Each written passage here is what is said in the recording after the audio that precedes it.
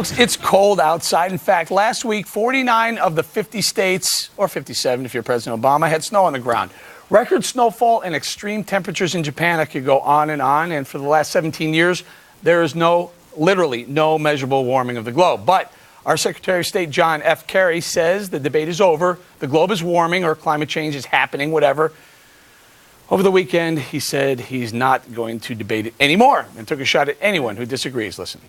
The science is unequivocal, and those who refuse to believe it are simply burying their heads in the sand.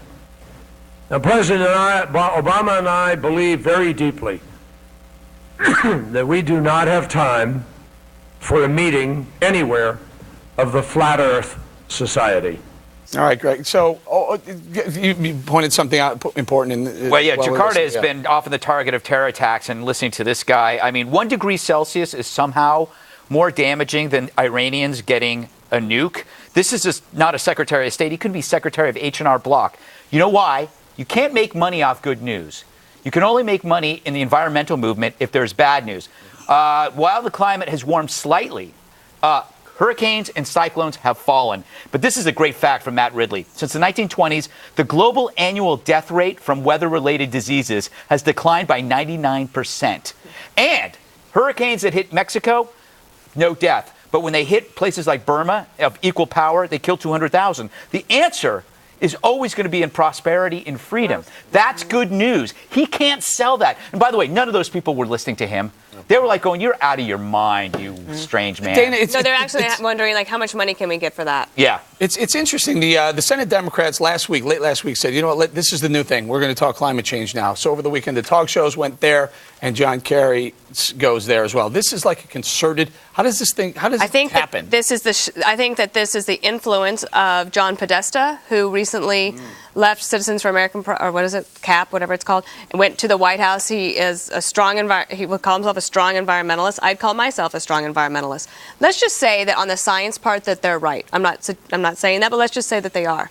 Their policy prescription is so weak that they never talk about it. So what they've decided to do is fight on science grounds, and it's very unusual, I think, for a Secretary of State to use language in a very undiplomatic way about flat earthers, people who might disagree in a foreign country with him. And it would be amazing if they had that much conviction about the people who are being killed in Syria. Just imagine if they would focus on the Geneva talks rather than being in Indonesia talking about climate change. We were closer to an international agreement on climate change with the Asian Pacific region in the Bush administration. There is no policy answer that John Kerry is offering right now.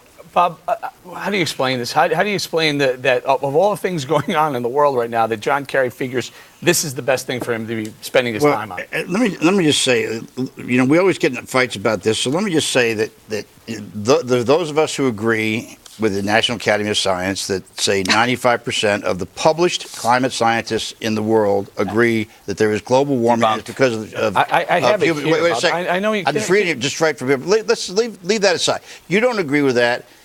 These guys see a cataclysmic situation developing if this continues. If it does, what Kerry's argument about this being the weapon of mass destruction, if the oceans were to rise, just for the sake of argument, 3 or 4 inches, it would wipe out hundreds of millions of people. No, but do they not have to have a policy prescription? You're not lying, but they are. In Bangladesh alone. That's not true. Why isn't it true? I will tell you. Yeah. Well, go ahead. I just wanted to throw out there the study that you're citing over and over again is in fact debunked, and we have it right here. John Cook put out this by the Journal of Science and Education. They went back to looked at all his data, and turns out it's not 97%. It's less than half of 1% of the scientists agree that the globe, not that the globe is warming, that the globe is warming because of man-made. That is simply, and anybody who put that out is bunk. That's bunk. Can I please get Andrea in here? I'm just listening to y'all talk. I think that Richard Linson, who we brought up before, MIT professor, has it right, and I think most people probably agree with him, which is, okay, a small amount has happened, but there's no need for alarm bells. There's no need to go crazy, and I do think it falls probably somewhere in the middle. What I find is so bizarre is that John Kerry also is overseeing the Keystone Pipeline, why they would move that under the purview of the U.S. State Department. And I agree with Greg, it's not just the Indonesians that are probably going, what the heck is this guy talking about?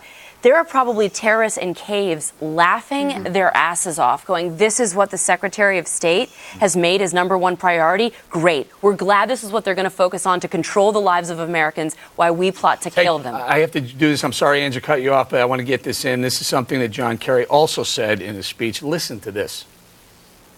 Climate change can now be considered another weapon of war of mass destruction, perhaps even the world's most fearsome weapon of mass destruction. Go, You Greg, know what? just quick one. The Yeah, go farther ahead. the farther you get away from September 11th, the closer you are to September 10th. Oh, good point. Here's the science. Like you said, temperatures haven't risen over 17 years, while CO2 has been rising. That discrepancy is unusual. But if there's an overall a slight increase over the century in Celsius, that actually saves lives. A warmer climate actually allows you to grow more crops, and more people die in cold weather. So they're actually arguing for more death. No, wait a minute. When I was in the Peace Corps in the Philippines, 3 or 4 inch rise in the South China Sea will kill tens of millions of Filipinos. Okay. I'd love to see the science on that, Bob. We got to go. Okay, well. Go.